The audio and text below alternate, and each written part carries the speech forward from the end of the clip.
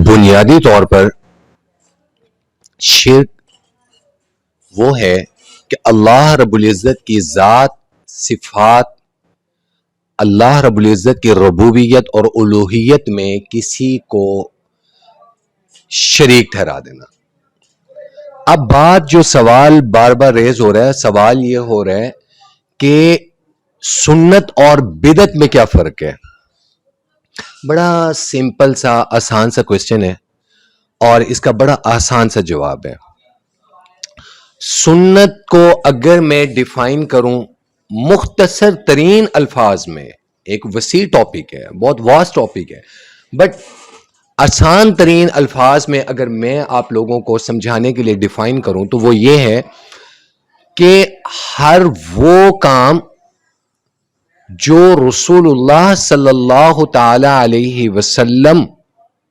کی خوشی کے لیے، ان کی رضا کے لیے اور انہی کے بتائے ہوئے طریقے کے مطابق ہو، جس پر صحابہ رضوان اللہ تعالی علیہم اجمعین نے عمل کیا ہو اور ان سے ثابت ہو، جس پر اہل بیت اور آل رسول سے ثابت ہو اور انہوں نے عمل کیا ہو، جو خلاف قرآن اور خلاف حدیث نہ ہو، یہ سنت ہے۔ اور رسول اللہ سے محبت یا رسول اللہ کی اطاعت یا رسول اللہ کی پیروی اپنے طریقے سے، خود ساختہ طریقے سے، اپنی مرضی کے طریقے سے ہو، وہ بدعت کہلاتی ہے۔ جو رسول اللہ صلی اللہ تعالی علیہ وسلم سے،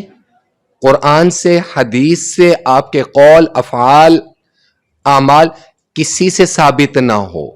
اور صحابہ رضوان اللہ تعالی علیہم اجمعین نے اس پر عمل نہ کیا ہو، اصحاب اہل بیت اور آل رسول نے اس پر عمل نہ کیا ہو اور خلاف شرع ہو،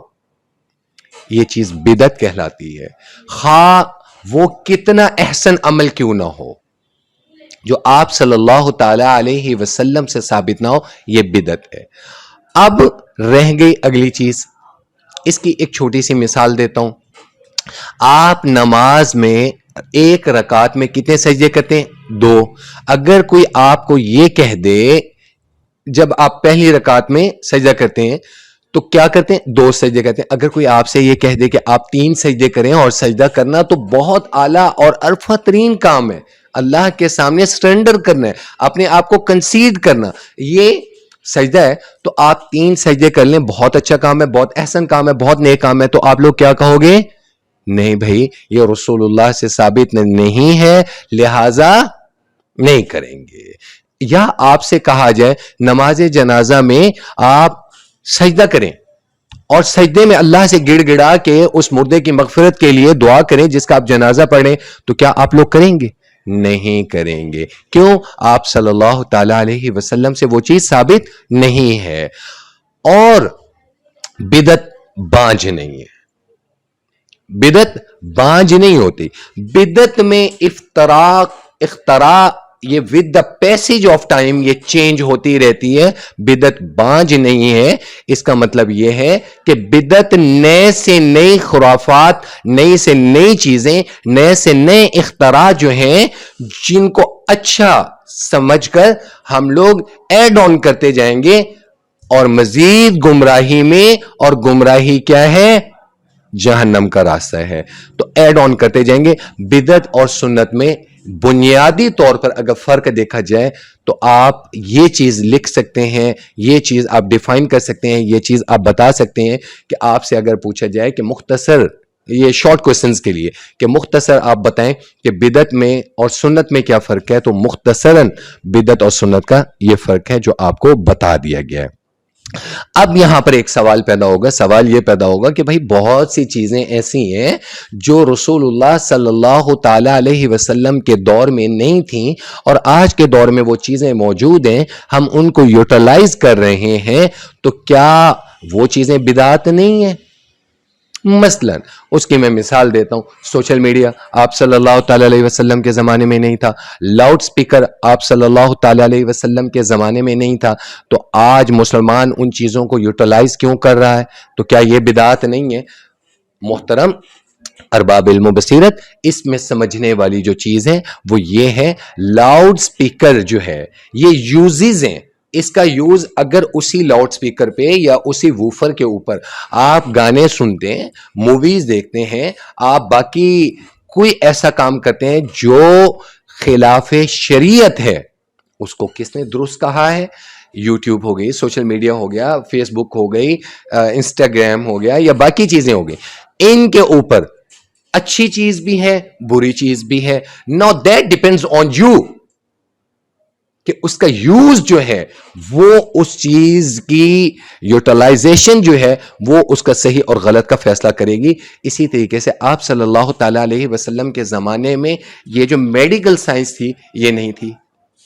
یہ جو ایلوپیتھی کے ڈاکٹرز تھے یہ نہیں تھے، تو کیا ڈاکٹر سے علاج کرانا یا آج کی ڈاکٹری کی سائنس ہے یا انجینئرنگ کی تعلیم ہے، ڈاکٹری کی تعلیم ہے یا نئی سے نئی تعلیم ہے، تو کیا پھر یہ بھی بدعت ہے؟ نہیں جناب، یہ دور جدید کے تقاضوں کے مطابق اغیار کے مقابلے کے لیے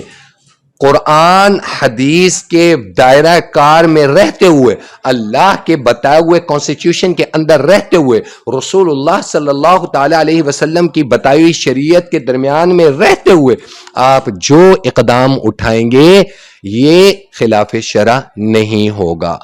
رسول اللہ سے محبت، اگین رسول اللہ سے محبت، ان کی عقیدت میں، ان کی محبت میں آپ صلی اللہ تعالی علیہ وسلم کے قول، فعل، عمل، کردار، ہر وہ چیز جس سے ہم ثابت کرتے ہیں کہ ہم مدنی کریم خاتم النبیین عرب کے چاند سے محبت کرتے ہیں صلی اللہ تعالی علیہ وسلم، وہ اللہ کا بتایا ہوا کوڈ، اللہ کا بتایا ہوا کانسٹیٹیوشن، رسول اللہ صلی اللہ تعالی علیہ وسلم کی بتائی ہوئی شریعت کے عین مطابق ہو، جس پر صحابہ رضوان اللہ تعالی علیہم اجمعین نے جس طرح محبت کا تقاضا پورا کیا، جس پہ اہل بیت اور آل رسول نے محبت کے تقاضے پیدا کیے، یہ سنت ہے. اور ان سے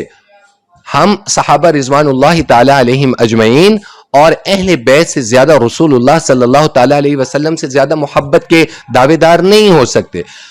چون محبت صحابہ رضوان اللہ تعالی علیہم اجمعین، اصحاب اہل بیت اور آل رسول کی بتائی ہوئی کسوٹی سے بڑھ کر ہوگی، اختراع ہوگی، وہ چیز بدعت کہلائے گی، خواہ وہ کتنے ہی احسن عمل کیوں نہ ہو، خواہ وہ کوئی بھی عمل کیوں نہ ہو. جیسے ابھی میں نے آپ لوگوں کو مثال دی ہے سجدے کی، سجدے اعلیٰ ترین عبادات میں سجدہ ہے، تو آپ لوگ کیا کہیں گے کہ جہاں جہاں رسول اللہ صلی اللہ تعالی علیہ وسلم نے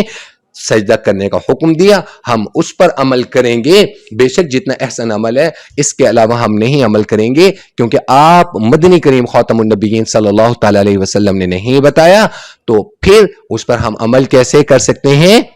یہ بدعت کہلائے گی. بدعت اور سنت کا جو بنیادی فرق تھا وہ میں نے آپ کو ڈیفائن کر دیا ہے، باقی مزید جو کوئسچن ہو وہ آپ کر سکتے ہیں. یا وجیہتی والکرامی وحلیف العلم والحکم